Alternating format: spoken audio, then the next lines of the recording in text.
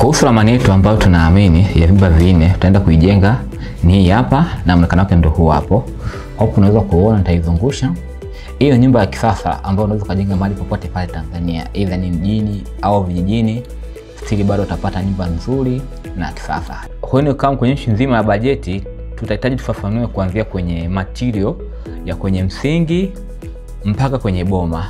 Nyumba hii tukianza kwenye upande wa material, tutaanza na tofali, mchanga, kokoto, cement. Tutadescribe yale material ya muhimu hasa hapa. Yale madogo madogo kama mawe na vingine vidogo vidogo tutaviacha. Tukianza kwenye msingi unahitaji tofali za inchi 6, wastani wa tofali 2000. Unahitaji nondo za milimita 12, nondo pisi 60.